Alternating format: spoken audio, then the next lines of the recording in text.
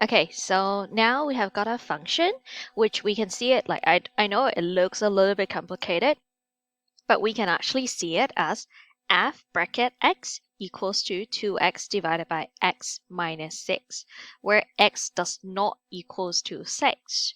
And the reason why x does not equal to 6 is, imagine if 6 is actually x, then the denominator is actually become 0.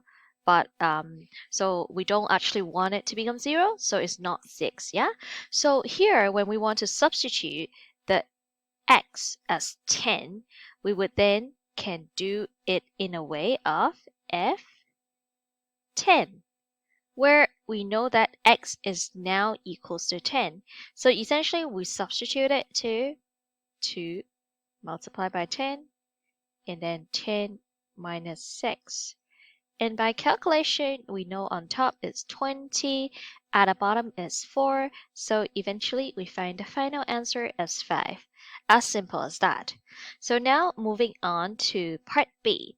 So they're really just asking you to find the inverse function.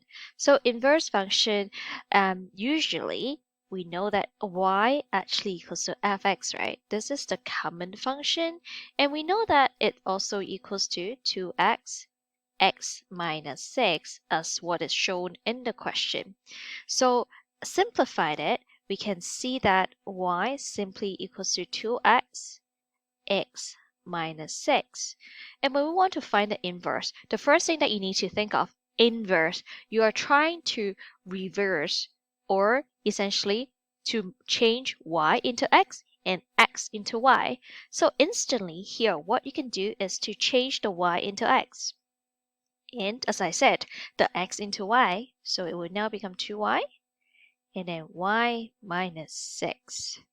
All right? So then here, what I would want to do is to actually make y as the subject here. So I would then continue.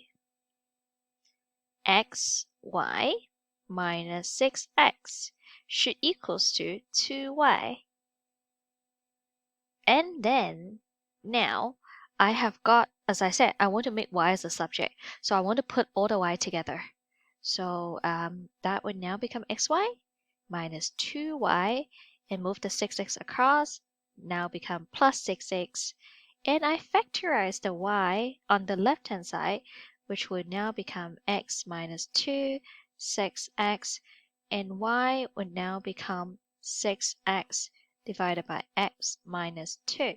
And now I managed to got it as a subject of y, and essentially this figure will definitely just equals to f minus 1x should equals to 6x divided by x minus 2.